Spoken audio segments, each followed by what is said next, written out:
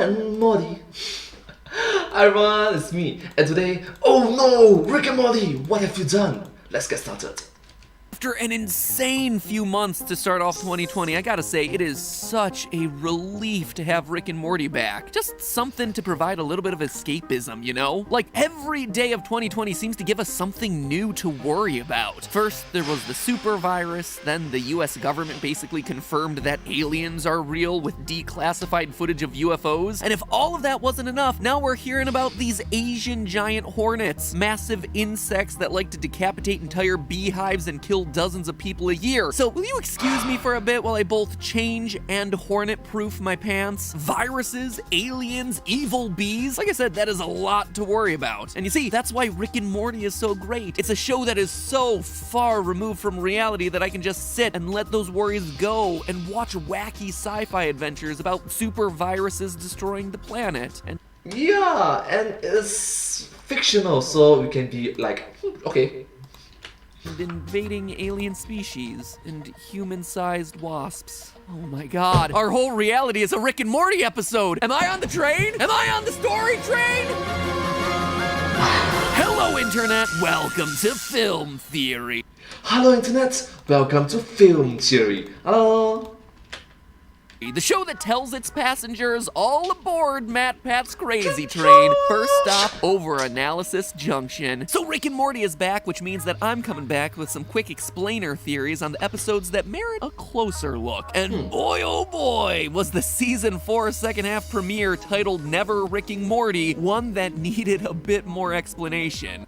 Yeah, it's like, oh boy, gosh. I mean, this show has always been meta, but this episode went off the rails in the meta department, which is ironic considering that the whole thing takes place on a train. Basically, we're given Rick and Morty stuck on a circular looping space train that, as Rick puts it, it's a story device, literally. A literal literary device, quite literally, metaphorically containing us. To escape the train, they basically have to break out of the circular pattern of stories that constitute a typical Rick and Morty episode, all without sacrificing continuity or the integrity of the characters. They're captured by Story Lord, whose goal is to milk them dry of their endless potential for story. I'll now fuel my anthology with your limitless potential, propelling it to its final stop.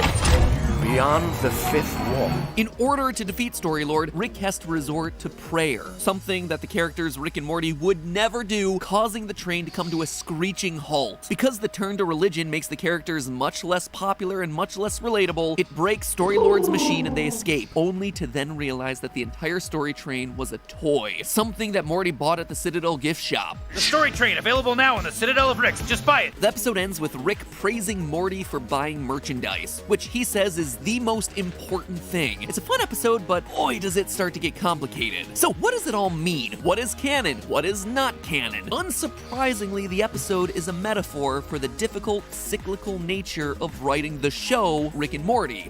Yes, think about it, the entire episode is quite a metaphor. Yeah. But when you dig a little deeper, it's actually a lot Did more you know about metaphor? Did you know about metaphor in one entire episode? than that. It's a really complex exploration of how hard it is to write formulaic stories that still manage to please everyone, from the creators, to the viewers, to the theorists, to the networks and advertisers who ultimately make the show possible. Ooh-wee, it's a deep dive analysis, so strap in tight, cause this little caboose is leaving the station. Woo woo! This is an episode with a lot of layers, so let's start with what's most obvious on the outside: the looping story train itself. The circular train is a reference to one of Dan Harmon's famous writing techniques known as his story circle. It's something that Harmon uses pretty religiously throughout his writing, having said before that he feels like it's tattooed in his brain. The Harmon story circle lays out the 8 major steps of a complete dramatic story, and early on in this Rick and Morty episode, we're shown the blueprints for the train, and wouldn't you know it, it's broken up into 8 parts. 1, 2, 3, 4, 5, 6, 7, 8.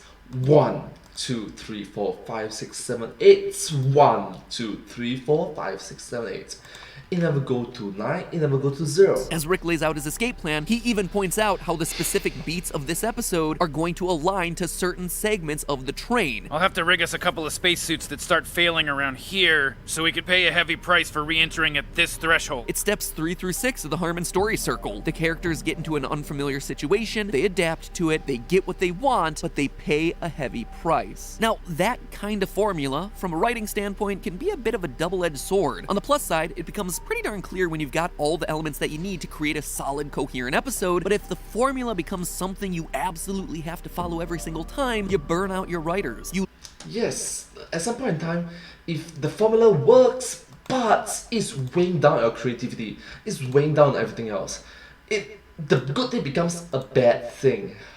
Yeah. Limit your ideas, you become predictable to the audience. In terms of this episode, staying on the train is staying formulaic. Going outside of the train or derailing it completely is breaking formula, doing something drastically different. That tension of staying true to formula, but also stretching what you can do, really shows up throughout this episode. When Rick describes his plan to fix the story train's engine, Morty asks whether they'll have to leave the train. Rick responds with this. We don't have to do anything, Morty. This is just a structural guide. We're obviously gonna impart our own style. The train in and of itself isn't a bad thing. You can always impart your own little twist on it. Likewise, there's always gonna be a fear to leave the comfort of that train, because in doing so, you run the risk of alienating the viewers who have just been enjoying the ride. And at some point in time, the comfort zone becomes the norm, and you escape from it. It really has dire consequences that you may not be prepared for. Strict adherence to the formula is also what separates a typical Rick and Morty episode from their anthology episodes, like Interdimensional Cable and Morty's Mind Blowers. You know, the ones that have those short, random, heavily improvised vignettes. We get some hints from Rick that making anthology episodes full of fun little bits, but with no deeper meaning behind them, would be potentially easier. Stop the anthology. If we wanted one-offs, we'd do Interdimensional Cable. But also less satisfying. Here's where the stupid vignettes were. God, imagine if that had been the whole thing. And yet when the writer's block starts to kick in, it must be tempting to want to lean on that style because it requires less intricate planning. After all, it's not like the Interdimensional Cable episodes are unpopular. Multiple sites that rank Rick and Morty episodes put the first Interdimensional Cable episode, Ricksty Minutes, in their top 5 episodes ever. Thrillist even has it at number 1. But just because the stories might be easier doesn't necessarily mean that they're gonna end up being faster. And sometimes the opposite, which seems to be the message of the exchange when Morty asks Rick why his spacesuit has a timer built in. Why would you put ticking Because if it's too easy to get there, we'll never get there. In other words, the constraints of story structure and deadlines are challenging, but ultimately useful in determining the way the narrative needs to go. Yes, this sort of basic story structure is quite like everyone sort of knew it, sort of. Without a thoughtful story, Rick and Morty would never progress, and they would just dissolve into a bunch of random gags. Don't get me wrong, we all love a three-cheeked butt joke, it's just not a sustainable way to make a show. Big deal! You're probably saying at home, every writer has to think up stories. Big whoop, it's not worth complaining about. To which I say to you, you're on a tight ship there, imaginary viewer, who is himself a narrative device that I'm using to make a point. Is this real? But you're also missing some of the depth behind this issue. Making stories that are thoughtful and complete is only a small part of the total battle. Because Let's watch it out. First, zone of comfort. Second, they want something. Third, enter unfamiliar situation. Fourth, adapt to it. Fifth, get what they want. Sixth, pay a heavy price. Seven, return to familiar situation. Eighth, having changed back to one. Zone of comfort. Because in this day and age, especially for a show as successful as Rick and Morty, writers also have to worry about pleasing lots of different subsets of people while making sure that those stories fit within that framework. And that is what the rest of this episode is about. One group that the writers have to worry about appeasing is, well, people like us, the fan base, the theorists. To say that Rick and Morty's fan base is passionate is a bit of an understatement. Any group of people who go bananas over the availability or lack thereof of chicken nugget dipping sauce is a group that perhaps cares just a wee bit too much. But that level of... It's like they care, yeah, but a bit too much. Sorry. Passion and that level of scrutiny puts a lot of pressure on the creators to deliver comprehensive answers about the world of Rick and Morty. What really sells this point home is when Rick tosses the tickets please guy out of the train. Rick explicitly tells Morty that everything outside of the train isn't canon. Don't worry, Morty, nothing out there is canon. But later on in the show, we have an odd scene between two aliens, one of whom subscribes to a theory about the tickets please guy saying this. His followers believe the entire universe is Floaty Bloody Man's nightmare as he dies in a time time-dilated reality. Okay, so this scene is symbolic of people who take non-canon information, spin it into their own theories, and then adhere to those theories as undeniable truth, treating them almost as if they were a religion. You're given a piece of information, in this case a floating torso spinning through space, and 3 steps down the line, you concoct a wild explanation for what it could possibly mean, placing so much emphasis and emotional importance on it that you get it tattooed onto your own body when, in reality, none of it was canon to begin with. Now, I'd be lying if I said I hadn't made similar leaps in logic in my interpretation of the characters and episodes and Easter eggs in the past. I mean, it's just fun to look at puzzling things in the stories we consume and think about what the complete story or inspiration behind it really is. Yes, think about it. MatPat make a very clear point in which it's fun, it's interesting to think about it, quite unique and special. And this sort of what-if situations really, yeah, it just trains our creativity level. That's why you're watching this video and hopefully why you're subscribed to this channel. If you're not subscribed to this channel, now is a perfect time to do so because there is a whole heck of a lot of Rick and Morty discussion coming up over the next 5 weeks. Oh my god, it's still at 8.53 million subscribers. Right now in the year 2021, it's 10 million. No, actually last year in the year 2021, I've already reached 10 million subscribers. It's just fun theorizing, you know? And that's not what the writers are calling out here. The problem that the writers are calling out is when those fun theories are treated like truth. When fans get so emotionally attached to those fabricated stories that they create a religious set of beliefs around them, that they're not willing to go with changes in the story direction based on what the writers want to do. Providing the level of detail to answer every question about every backstory and unexplained narrative, not only is it unrealistic for a writer, it's impossible to do within the confines of an episodic structure. Notice how Rick literally blows holes in the religious aliens theory. It's a pretty brilliant rebuttal in the animation to his theory on Floaty Bloody Man's true role in this universe. This also aligns pretty well with how Rick and Morty's staff tends to handle outside theories. Dan Harmon said in an interview with GQ that the writers don't make any decision about canon until things actually happen in the show, and also that he avoids fan theories completely because he'd hate to have his own ideas corrupted by someone else's. Having a rabid fan base that celebrates and theorizes your work is a blessing, but it also puts pressure on the writers to continue coming up with ideas that are both unexpected while still logical extensions of the story for its character. Thank you so much towards MatPat and the team for being so in-depth about it. Yes, it can be both a blessing and a curse at the same time. On a more personal note, by the way, I hope that anyone from the Rick and Morty staff who might be watching this episode will find it sufficient to disprove any of my theories through their scripts and won't resort to ripping me in half, tossing me in space, and shooting me with laser beams. I don't want to go like Tickets Please guy. And heck, I don't even have the abs to pull it off. Anyway, there's an additional element of pressure for the writers of Rick and Morty to navigate, and that's political correctness, of all things. That might come as a surprise to you, but Rick and Morty and its fandom have been on the receiving end of a decent amount of criticism about their exemplification of toxic masculinity. With all that baggage must come a desire to improve the show's image as inclusive and diverse, and that's where you get the bit about the Bechdel test in the middle of the episode. If you're not familiar with it, the Bechdel test is a tool to measure gender inclusivity in fiction. A movie or book or show that doesn't feature 2 female characters discussing something other than a man fails the Bechdel test. Alright, so there's something called this. So when Morty tells an awkwardly sexist story about his mother and sister fighting lady scorpions with their laser-powered special time, the episode technically passes the Bechdel test, but it does it in the strangest way possible. Now, I don't think that this story in this episode is meant to convey that the makers of Rick and Morty think the Bechdel test is dumb or somehow couldn't fathom stories involving 2 women talking about anything other than men, but rather they're trying to point out yet another factor that the writers now have to juggle. And finally, there's the metaphor of Story Lord himself. Sure, Story Lord as a character represents the literal stories that Rick and Morty's creators have to wrestle with, but based on his behavior and motives, it seems like Story Lord might also represent another entity that the makers of Rick and Morty have to appease: network executives. Story Lord's machine that he locks Rick and Morty into has a number of metrics, including marketability, relatability, and broad appeal. Yeah, which tends to get pretty messy real quick if you handle it not that well. Yeah, unfortunately, this is the real world.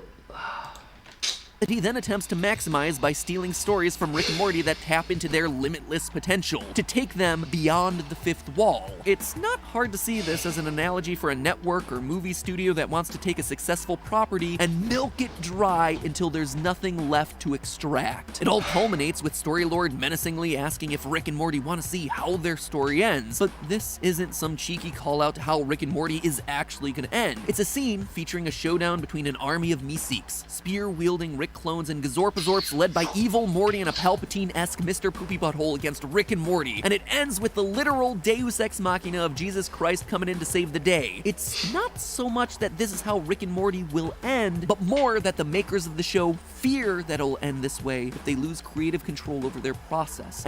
Yeah, they fear that there is like a Deus Ex Machina plot armor. And instead have to make stories that are forced to max out relatability, marketability, and broad appeal, sacrificing their integrity along the way. While that epic climactic battle doesn't explicitly reference any series, Game of Thrones, the fear of getting worn out or having to up the stakes to a ridiculous degree is clearly a real worry for these writers who have to appease the powers that be to stay on the air. Notice that Storylord's machine doesn't measure quality, it only measures the metrics that'll lead to a show being successful and profitable. So finding the balance between satisfying a network, satisfying the fans, while still writing compelling, challenging stories that are creatively satisfying complicates the entire process. And that is the question at the center of this episode. How do you please everyone? How do you please everyone? Like everyone. Interesting question. How do you bring back crowd favorites like Mr. Meeseeks, or Bird Person, or Crumbopulous Michael without sacrificing narrative continuity? How can Rick and Morty, a show with a small niche audience, be profitable without selling out the complexity and specificity that made it great in the first place? Our answer lies in going beyond that fifth wall that Storylord mentions. In my research, I found a few different definitions of a fifth wall, as the divide between critics and creator, or the difference between characters and the people playing them, but I don't think that's what Storylord is meaning in this case by fifth wall. Rick and Morty has often broken the fourth wall. They have the characters acknowledge that they're in a show, but the barrier between the narrative and the viewer can actually be broken down yet another step. What is the purpose of a story? What is the purpose of its characters? The ultimate purpose is to make money, to sell things. We're no longer watching a narrative with characters, we're watching a marketing device called Rick and Morty meant to sell things, their own merchandise, Pringles, Wendy's. This results in a weird monologue from Rick about how proud he is of Morty for buying something. Or, to put it in his cynical yet praiseworthy words, You didn't ask questions or raise ethical complaints, you just looked straight into the bleeding jaws of capitalism and said, "Yes, Daddy, please." the voice in that writing is clearly sarcastic, but the point still stands that the success of any show hinges on its ability to sell products, either directly or indirectly by running ads around it. Notice that there was no real cold open for this episode. I don't know about your viewing of it, but for me, it was a Wendy's ad for breakfast sandwiches. A Wendy's ad for breakfast sandwiches that was produced by the Rick and Morty staff. At the midpoint of the episode, one of the ads was a Morty bot eating Pringles, and that's the point. That is the fifth wall. The writer of the episode, Jeff Loveness, tweeted that this was all about, quote, being trapped in the narrative choke of capitalism, which is to say that the best stories don't necessarily make the most money, and also the most money-making stories often aren't the best. The problem is So it's a pretty hard balance to perform. that Rick and Morty isn't designed to be a #1 show. Rick and Morty isn't a warm and fuzzy family sitcom that can make lots of money with safe comedy living on a big network because it's too cynical, it's too dirty, it's too niche and too political. All things that hurt the show's scores for relatability, marketability, and broad appeal from Storylord's machine. But they also can't suddenly shift to a formula designed for profit because that's against the soul of what Rick and Morty is. Sacrificing the identity of the show is ultimately parallel to just doing easily made, easily digestible anthology episodes that don't really stand for anything, which is what Rick was complaining about from the very beginning of the episode. They will lose their integrity involved. And therefore, I will go to Storytrain.com to purchase the merchandise as I've been instructed to by Rick, and the link is broken. The Story Train that they advertised at the end of the episode doesn't exist. Dang it! And I was so mentally prepared to help him sell out too. Oh well, Wendy's breakfast sandwiches will have to do. That biscuit did look really good, and he carries a mean pipe. But hey, that's just a theory. A film theory. And speaking of shameless advertising, next Rick and Morty episode, Tuesday the 19th, we'll be talking portal science with the biggest science celebrity on the planet, Neil deGrasse Tyson. Whoa! Whoa! Gosh! Neil deGrasse Tyson. I'm a fan. That's actually coming up on Tuesday the 19th, so mark your calendars, or like I said earlier, hit the subscribe button so you're here for what is honestly a huge collaboration on this channel. I'm really excited about it. Now, if I could only get an eye on one of my shows, then my bingo board is complete. I'll see you in a few days for a new Scooby-Doo theory. Yeah, we're covering Scooby-Doo, and then more Rick and Morty next week, Tuesday the 19th, with my new best friend, Neil deGrasse Tyson. It'll be super nerdy, also super cool, so hope to see you there. Well, Scooby-Dooby-Doo, where are you? Can I try that with Rick and Morty? Rick and Morty, where are you? Sorry. Well, anyways, thank you all so much for watching this video together with me. It has been very interesting and unique to think of it from a different point of view, right? And I hope to see you in my next video. If you do like this video, please remember to like, share, and subscribe to my channel, and comment down below if you have any question of us. Don't forget to follow my channel, and sincerely appreciate all of your support and encouragement for my work. Thank you all so much, you're the best, and I hope to see you all in my next video. But hey, that's just a theory, a film theory, and cut.